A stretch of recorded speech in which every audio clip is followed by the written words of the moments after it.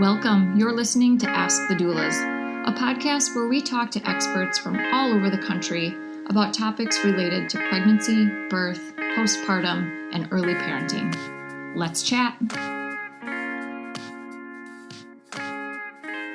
Hello. This is Kristin Revere with Ask the Doulas, and I have got a special solo podcast episode today, as I have been guesting on podcasts within the last year or so. And I noticed in a couple recent interviews that the topic of burnout and backup doulas kept coming up. And I thought a full episode on that topic would be worthwhile for our Ask the Doulas listeners. And so I often, as I am the matchmaker for not only our birth doula clients, as well as our postpartum clients, in finding the perfect doula or team of doulas to support them in birth or after they have their baby and are seeking day or overnight doula care. And so one of the biggest questions that I often get would be, what happens if my doula, if it's a birth doula, is at another birth or is ill or can't make it in time? And so at Gold Coast, we have a team approach. And when I launched Gold Coast Doulas in 2015, we were the first doula agency in our area of West Michigan to introduce a shared call model. So our birth doulas worked in teams, and two doulas supported our clients throughout pregnancy, and one doula attended the birth. So if the birth was lengthy, the partner could come in and back up the other doula, say it was a multiple day induction, or if there was illness or a doula was at a birth, then we always had someone that our clients knew there.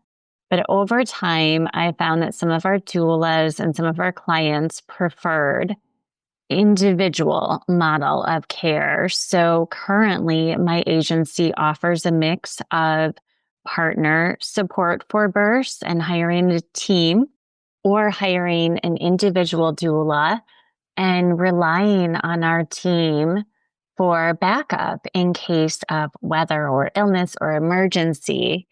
And knowing that we all practice in the same way, and the importance of continuity of care, of certification requirements, that as an owner, I have trust in my team because they've been vetted by me and we do continued education. And so it is as seamless of an experience with birth doulas, whether it's a team or individual doula, and a backup is needed. I know when I worked as a solo doula, I was backing up other doulas in my area, or, relied on backup myself. And it can be a little bit overwhelming because doulas go into a birth and don't have a birth plan, don't know the client, have no background information the way we can share as an agency.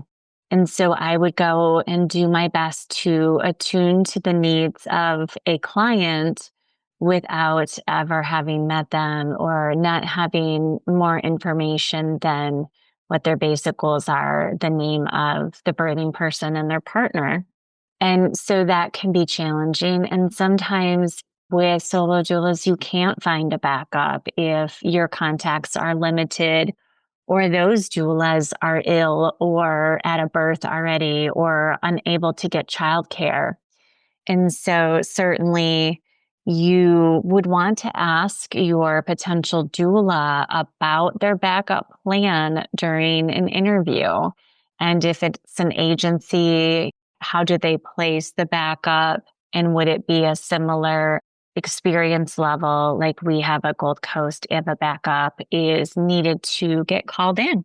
And then for postpartum doulas, we have a large team.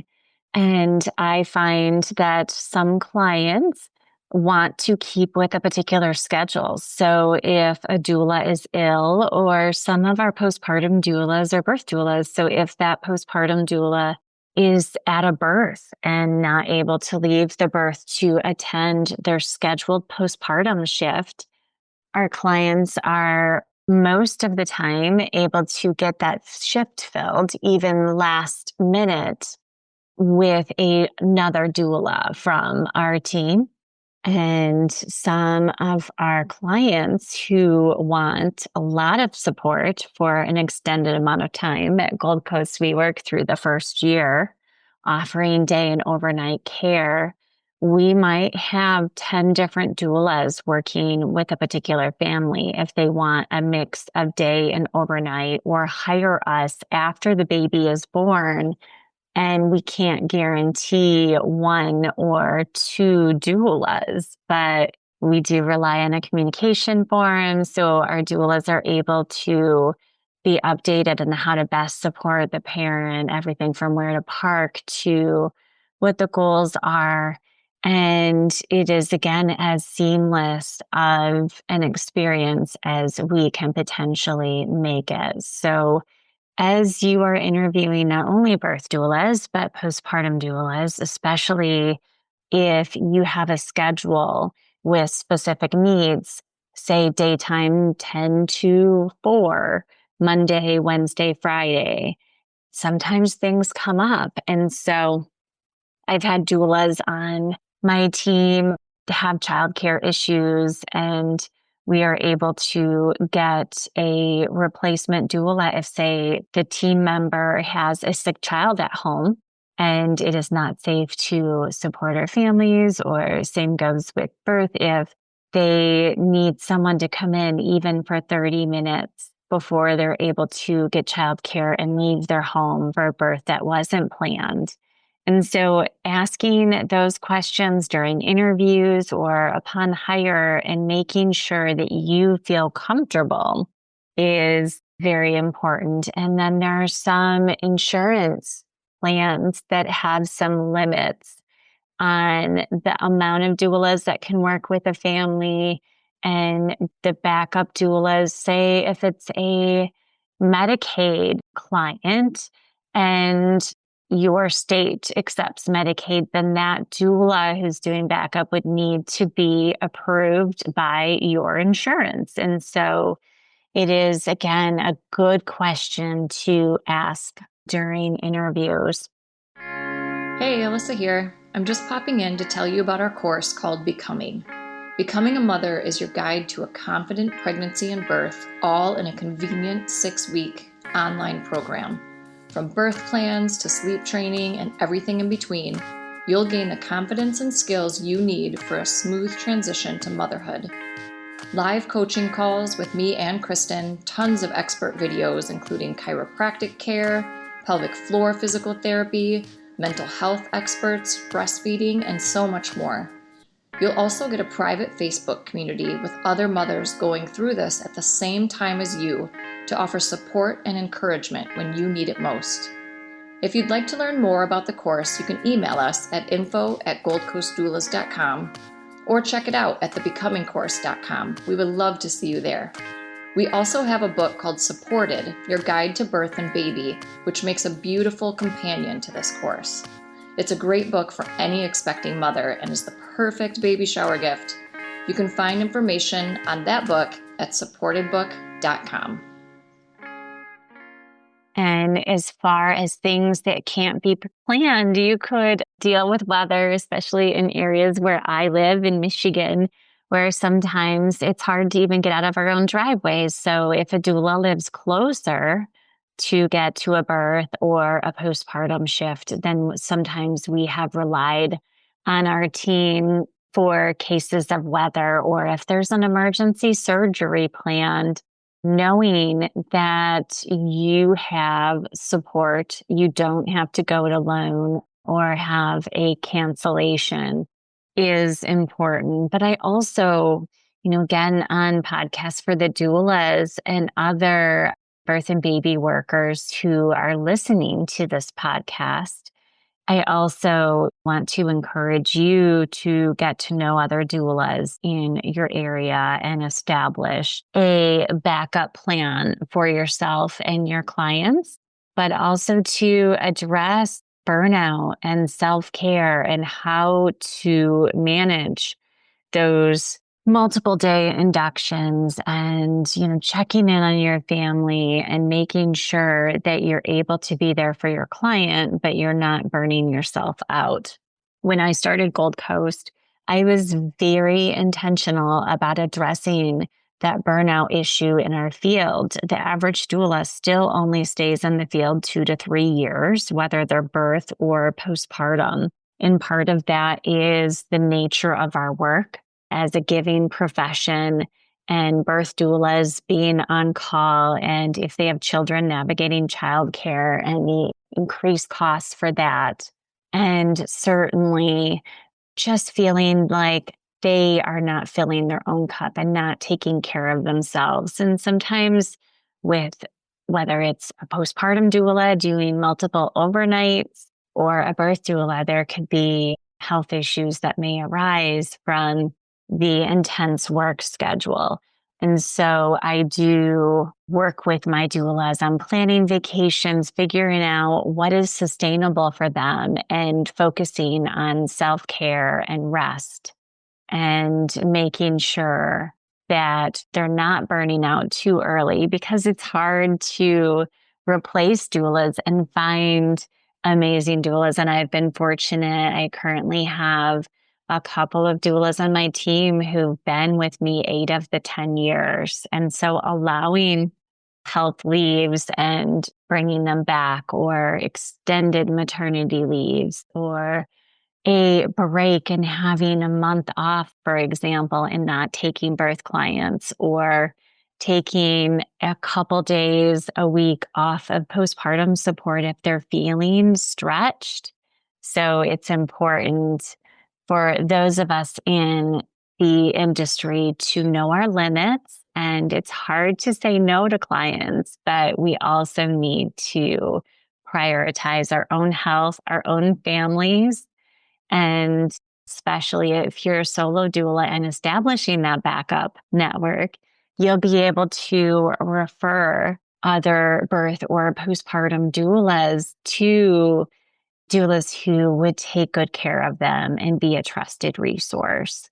So, as far as other tips that I wanted to address dealing with burnout or backups, I think networking and meeting people in person, and whether it's, I tell my clients that connection is vital, and attending prenatal yoga classes or meditation, or taking a childbirth class in person with other families who are going through the same thing at the same time. I feel it's important to connect with others in the profession. And one of our area hospitals has quarterly doula meetings. So I love getting to know other doulas. Or we have a maternal health conference in Michigan, and I sent multiple team members to the conference and have attended it myself in years past, as a way to keep up with what's going on in our field and focus on continued education, but also meeting people and connecting and getting other resources and referrals is so important.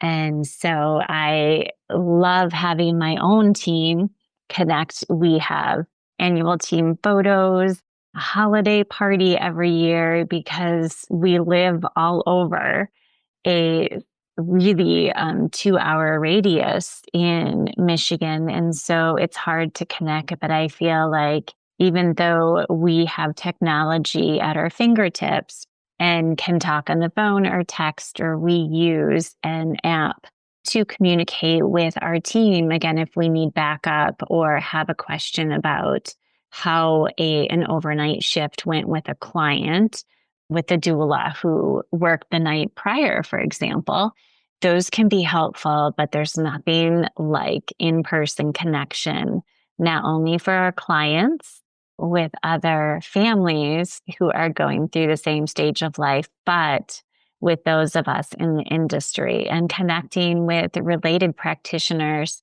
like pelvic floor physical therapists and mental health therapists, and certainly understanding all of the options for pediatricians and OBs and midwives as our clients are asking us for resources. That is one of the roles of not only a birth doula, but a postpartum doula, is to understand the support options in all of the communities that we serve.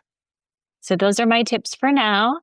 Feel free to connect to us on social media at Gold Coast Doulas. Our website is goldcoastdoulas.com. I have some tips on finding your doula and connecting with other resources in your community, like car seat safety technicians, lactation consultants, in my book, Supported Your Guide to Birth and Baby, that I co-authored with Alyssa Veneclaz. So feel free to check that out at supportedbook.com, and I will talk to you soon. Take care. Thanks for listening to Ask the Doulas. For more information about Gold Coast Doulas, visit us on our website, goldcoastdoulas.com. We're also on Instagram, Facebook, and YouTube. If you like this podcast, please subscribe and give us a 5-star review. Thank you. Remember, these moments are golden.